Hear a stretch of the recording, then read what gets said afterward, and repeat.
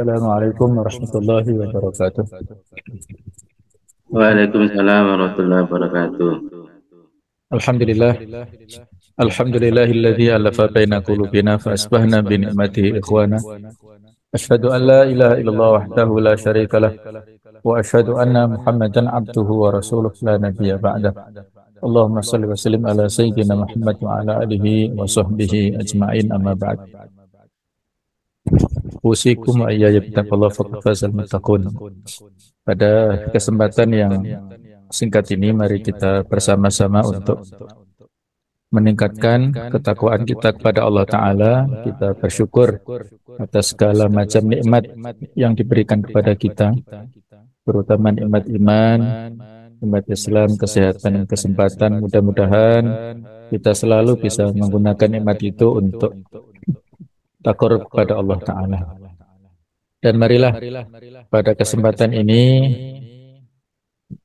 kita bersama-sama menghindari salah satu sifat madmumah, sifat buruk atau akhlak tercela yang ada di dalam pembahasan kita, yaitu imma'ah, yaitu ikut-ikutan. Termasuk perkara yang menguatkan keteguhan seorang mukmin dan komitmennya terhadap agamanya. Dan manhaj nubuwah adalah kesikohannya, kepercayaan terhadap dirinya yang datang dari sikoh atau kepercayaan keyakinannya terhadap Rob dan agamanya. Ketika kita memiliki iman, keyakinan yang kuat tentang Allah Ta'ala, memiliki ma'rifatullah, dan kita memiliki pengetahuan yang benar tentang Allah, tentang agama kita, maka itulah kita akan memiliki fiqh, kita memiliki izzah, kemuliaan dan harga diri. Muslim yang fiqh terhadap dirinya ibarat sebuah tiang besar dan kokoh yang berada di antara ombak dan badai. Ia tidak hancur oleh terjangan ombak dan badai tersebut.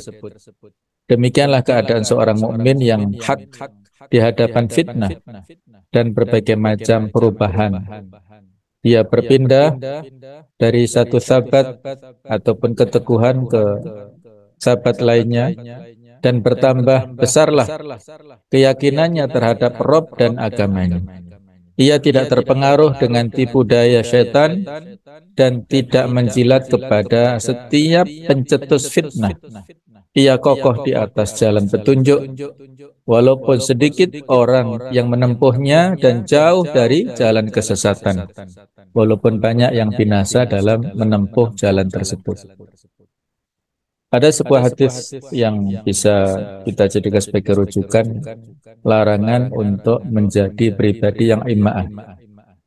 An Hudzaifah qala qala Rasulullah sallallahu alaihi wasallam, la takunu imma'ah. Janganlah kalian menjadi pribadi yang imma'ah. Takuluna, yaitu kalian berkata, in ahsanan nas ahsanna. Jika orang-orang baik, kami pun ikut baik. Wa in dhalamu dhalamna. Dan jika mereka zalim, kami pun juga ikut zalim. Walakin watinu anfusakum, tetapi siapkanlah diri kalian, perkokohlah diri kalian untuk menerima kebenaran dan kebaikan. In ahsanan nasu an tuhsinu. Apabila orang-orang baik, kalian harus menjadi orang yang baik. Wa in asa'u fala tadlimu. Dan jika mereka rusak, kalian jangan menjadi orang yang zalim. Jadi di dalam hadis ini kita diperintahkan untuk memiliki kepercayaan diri, tidak menjadi pribadi yang ikut-ikutan atau imma'ah. Imma'ah itu dari kata-kata ma'a, ma'a artinya bersama. Pribadi seperti bunglon yang menempel, ya. Kalau bunglon itu menempel di daun, dia ikut hijau. Kalau menempel di kayu, dia ikut seperti warna kayunya. Nah, seperti itulah yang dilarang oleh Rasulullah SAW. Imma'ah adalah orang yang tidak punya pendirian. Ia mengikuti pendapat setiap orang dan tidak pernah istiqomah di atas sesuatu pun. Komitmennya lemah, penuh kebimbangan, dan hatinya tempat berkumpul segala syak dan keraguan. Abdullah bin Mas'ud radhiyallahu anhu pernah mengisyaratkan jenis orang seperti ini di zamannya saat terjadinya fitnah. Ia berkata, pada masa jahiliyah kami menganggap imma'ah adalah orang yang mengikuti manusia kepada hidangan makanan tanpa diundang. Adapun imma'ah di masa kalian saat ini adalah orang yang ikut-ikutan manusia dalam agamanya. Ia juga berkata, janganlah salah seorang dari kalian ikut-ikutan kepada seseorang dalam agamanya. Jika orang itu beriman, dia juga beriman. Jika orang itu kafir, dia juga ikut kafir. Karena tidak ada uswah atau keteladanan pada manusia. Jadi inilah fenomena imma'ah, fenomena pribadi yang membebek, tidak punya pendirian.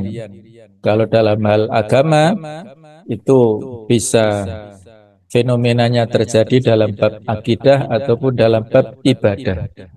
Sedangkan kalau dalam bab muamalah, interaksi sosial antara seseorang dengan yang lainnya, maka orang yang imma'ah itu menjadi pribadi yang tamayyu', yang lebur, yang gampang terpengaruh.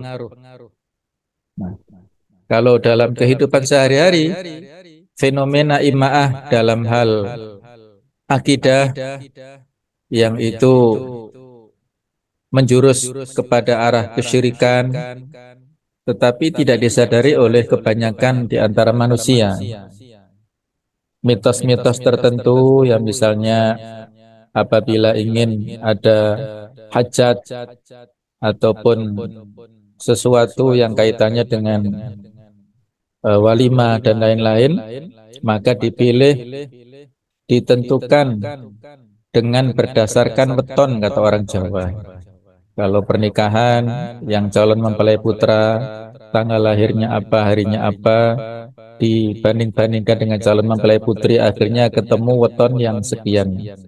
Inilah salah satu contoh bahwasanya ada mitos-mitos tertentu, ada hari baik dan ada hari yang tidak baik, sehingga akan menjadikan seseorang terjatuh kepada kesyirikan, ya.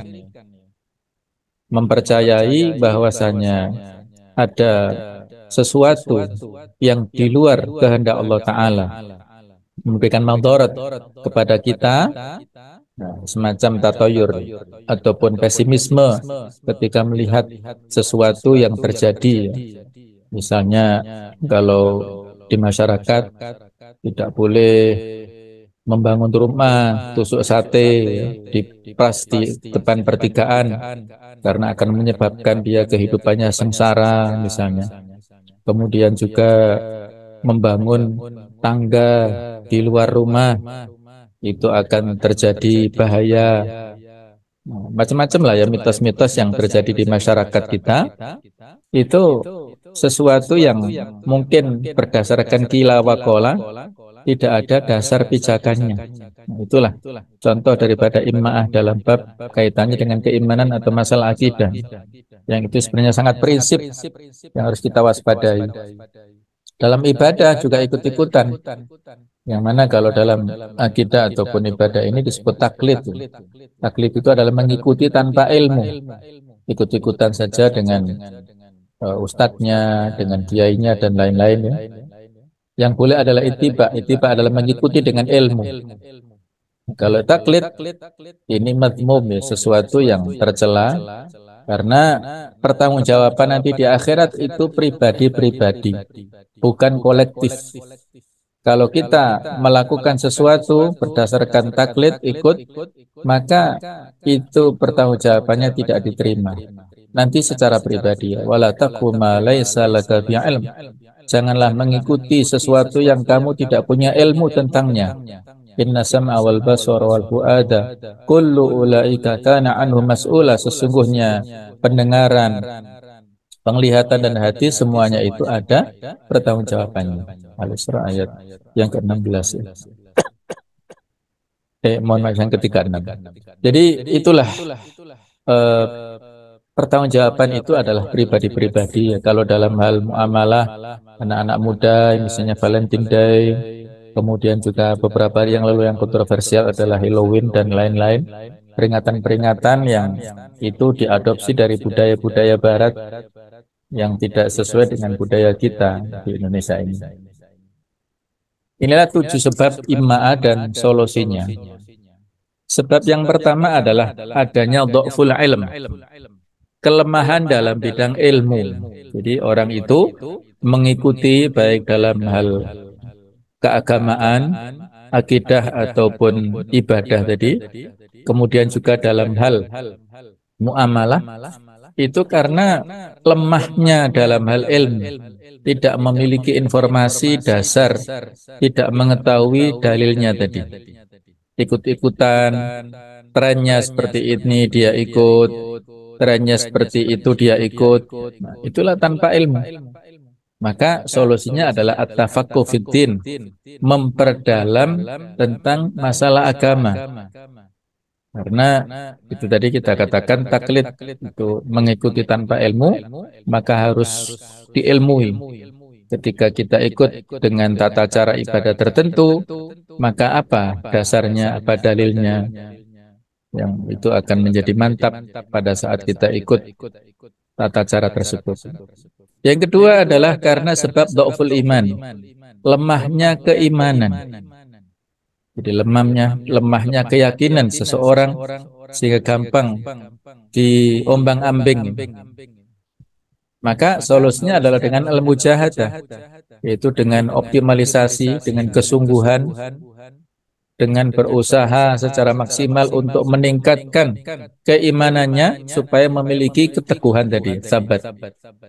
Yang ketiga adalah sebabnya itu ittiba'ul hawa, mengikuti hawa nafsunya, selera-selera pribadinya. Kemudian solusinya adalah tazkiyatun nafs, membersihkan jiwa, membersihkan dirinya. Ini masalah yang panjang ya. Jadi seseorang itu mengikuti segala sesuatu bisa jadi karena hawa nafsunya, karena keinginan-keinginan pribadinya, maka harus ada upaya untuk membersihkan dirinya dari segala macam penyakit hati. Yang keempat adalah inhizamun nafs, lemahnya diri, tidak memiliki pendirian tadi ya. Tidak memiliki kepercayaan diri, maka solusinya adalah bina'ul izzah, yaitu membangun kemuliaan. Dari mana kita bangun? Ya dari walillahil izzatu wali rasulihi walil mu'minin. Izzah itu sumbernya dari Allah. Allah adalah Maha Al-Aziz. Ketika kita ingin mendapatkan kemuliaan, maka kita harus memperkuat keimanan kepada Allah Ta'ala. Maka insya Allah akan ditularkan kemuliaannya kepada manusia. Kemudian sebab yang kelima adalah hubbud dunya. Jadi cinta kepada dunia. Cinta kepada dunia ini solusinya adalah dengan hubbul akhirah, yaitu cinta kepada akhirat. Kalau cinta dunia itu orientasinya terbatas, finansial, duniawi, kalau hubbul akhirah itu adalah ridha Allah Ta'ala.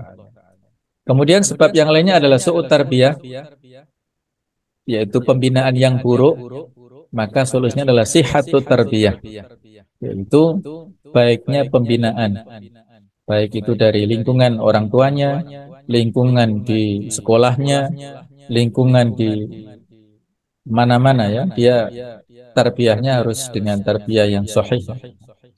Kemudian su'ul jalis, yaitu buruknya teman, maka solusinya adalah suhbatus sholihin, berteman dengan orang-orang yang soleh, dengan orang-orang yang baik. Kemudian yang terakhir adalah adamul qudwah, yaitu tidak adanya suri tauladan, maka kita harus beriktidak kepada orang yang soleh, berqudwah, mencontoh kepada orang yang soleh. Ini 8 ini ya. Jadi inilah 8 sebab ima'ah dan juga solusinya masing-masing. Mudah-mudahan Allah Ta'ala menjaga kita semuanya dan juga diri kita semuanya, keluarga kita dari penyakit ima'ah. Kita bangun kepribadian yang mulia dalam diri kita, yaitu dengan keimanan yang kuat, insya Allah ya. Dengan keimanan yang kuat sebagaimana contoh yang telah dipraktekkan oleh para pendahulu kita, bagaimana Rasulullah SAW memiliki kekuatan iman yang luar biasa. Di antara contohnya adalah pada saat perjanjian Hudaybiyah, yang walaupun ada masukan sana sini, tetapi beliau teguh sabat sesuai dengan perintah Allah Ta'ala. Maka dengan buah kesetiaan serta mengikuti perjanjian Hudaybiyah itulah akan beliau mendapatkan pada akhirnya 2 tahun berikutnya adalah mendapatkan Fathu Makkah, penaklukan kota Makkah, dengan bersabar dan mengalah untuk mendapatkan kemenangan. Mudah-mudahan ini bisa memberikan motivasi kepada kita semuanya dan menjauhi dari segala macam adat istiadat ataupun budaya-budaya yang tidak sesuai dengan kaidah-kaidah yang telah ditentukan oleh Islam. Hadanallahu iyyakum ajma'in. Allahumma fiq ila aqwamit thariq wal hadi ila sawa'is sabil. Wassalamualaikum warahmatullahi wabarakatuh.